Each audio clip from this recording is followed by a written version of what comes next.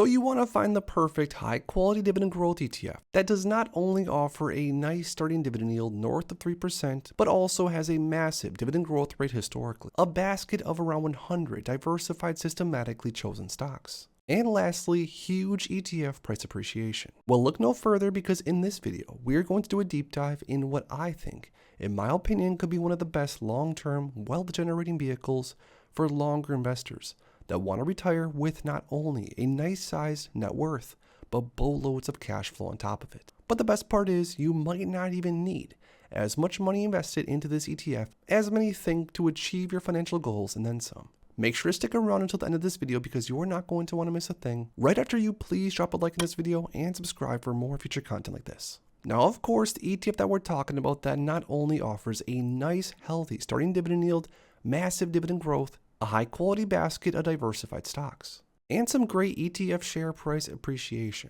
is none other than the Schwab US Dividend Equity ETF, or SCHD. Now, I think before we do anything else, let's dig a little bit deeper into SCHD and see how the ETF works and all it has to offer. Now, this ETF strategy and objective is pretty straightforward.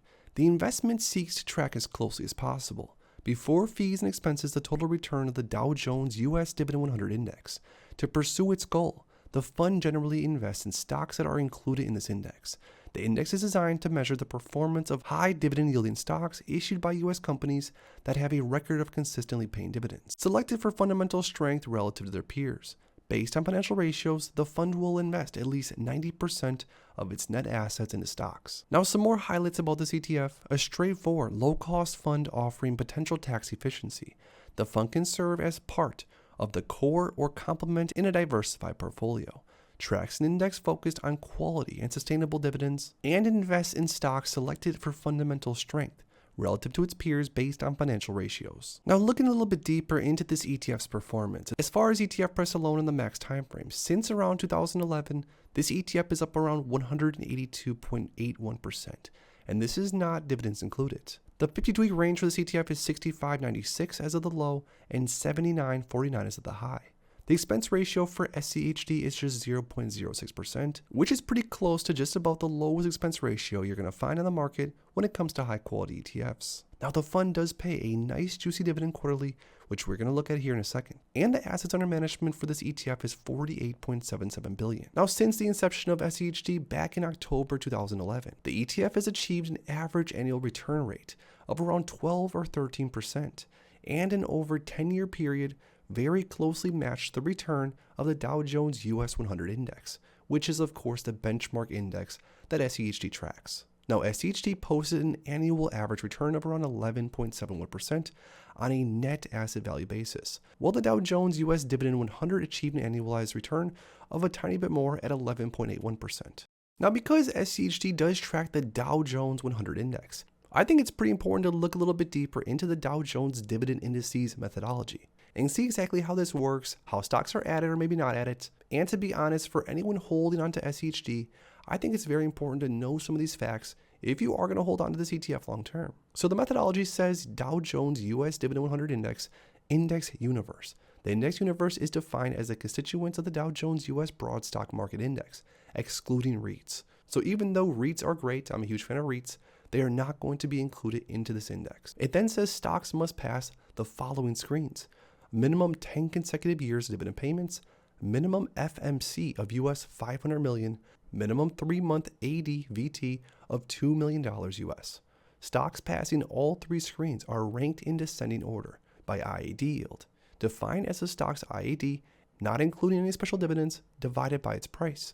The top half of securities based on its rankings are eligible for stock selection. The reference date for dividend payments history is the last business day of December, while FMC and abbvie are as of the last business day of February. Now, the index construction, also very important. Constituent selection is as follows.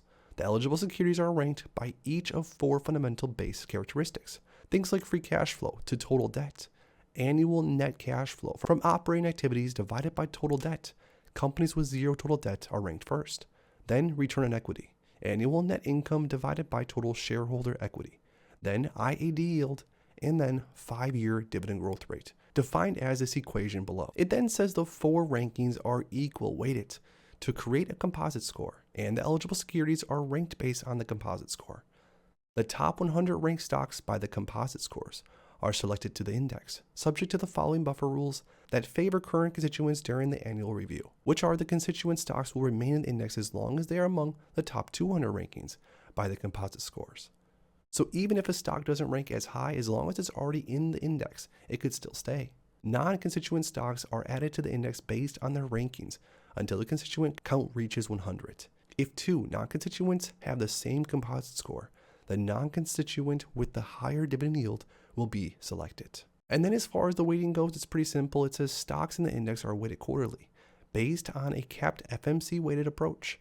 No single stock can represent more than 4% of the index, and no single global industry classification standard sector can represent more than 25% of the index, as measured at the time of index construction, annual rebalancing, and quarterly updates. So once again, I repeat, for anyone out there that's holding onto SCHD, to understand how the formation and some of the rules of the index that SCHD tracks is very, very important to be aware of. Now, like we kind of touched on earlier, this ETF does have a very specific method on how to pick the stocks within the ETF's holdings. The current holding breakdown is industrials at 18%, healthcare at just over 16%, financials at almost 15%, consumer defensive at 12.6%, technology at 12.14%, energy at 9.6%, consumer cyclical at 9.5%, communication at 4.3%, basic material just under 2%, utilities and cash just under 1%. Now, this fund normally holds just around 100 different stocks within its basket of stocks, and the stocks within this portfolio are going to change on a consistent basis, normally once a year. But the top 10 holdings as of right now for SCHD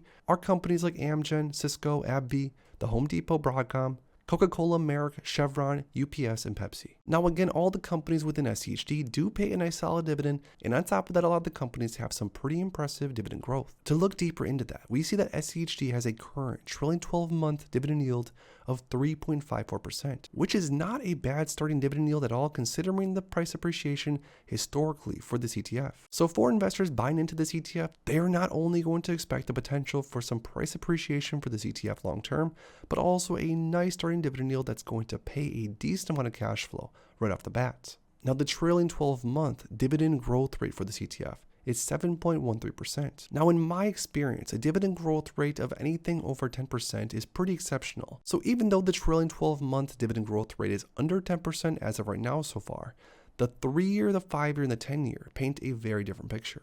SCHD's 3-year dividend growth rate is around 12%, the 5-year almost 14%, and the 10-year over 11%, which means historically speaking, this ETF has consistently paid more and more dividends to their shareholders over the last 10 to 14 years. Now, to be more specific, just around 10 years ago, September 22nd, 2013, SCHD paid a dividend of 23 cents per share. Now, fast forward 10 years later, SCHD is paying anywhere from 60 to 70 plus cents per share per quarter. So in the last 10 years or so, the dividend has nearly tripled, paying investors much more in the form of dividends for their exact same investment. But now to look a little bit closer into the title of the video. I said that just $100,000 invested into this ETF could easily be enough in theory to completely retire off of, and $100,000 could be all you really need invested. So heading over to the dividend calculator, if we would start with a $100,000 starting balance into SCHD, $1,200 of contributions per year on top of that, a 3.47%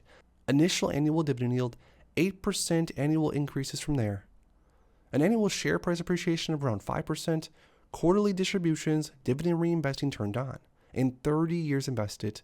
Let's go ahead and see what we would end up with.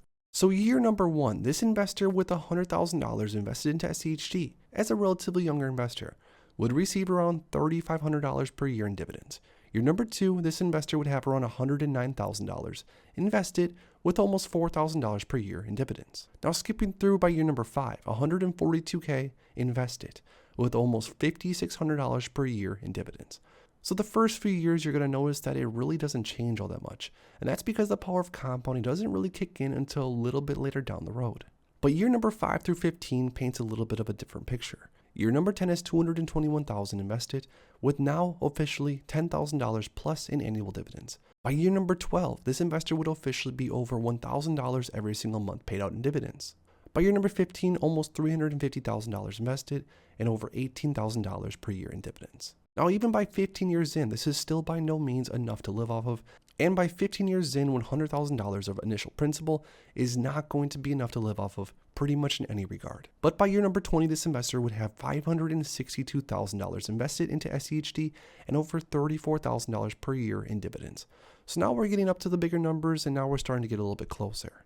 By year number 25, $932,000 invested with over $65,000 per year in dividends. So at this point, the dividends paid would be over the average salary in America, but again, we don't know what the average salary is going to be 25 years from now, of course, so moving even further down.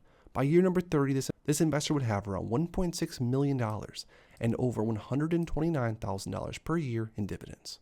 Now, of course, this is just going off of the math that we use. The numbers can change. SCHD could have bigger or smaller dividend growth in the future, or bigger or smaller annual share price appreciation. But regardless, it really just goes to show that an initial $100,000 invested into a high quality dividend growth ETF like SCHD that does have most of the qualities that most dividend growth investors are looking for could turn a relatively small amount of money into a pretty massive net worth, and of course, in my opinion, even more importantly, a massive amount of dividend income on a monthly and yearly basis. So there we have it, guys. There is a breakdown on one of my favorite dividend growth ETFs and how just $100,000 invested into this ETF for a relatively small investor could definitely be life-changing. But I want to hear from you guys down below. Do you currently hold any shares of SCHD in your portfolios? And if so, how many shares do you have as of right now? If you enjoyed this video, make sure to please drop a like on it and subscribe for more future content like this. Thanks as always for stopping by, and if you are interested in investing, make sure to check out these recent videos I posted right here.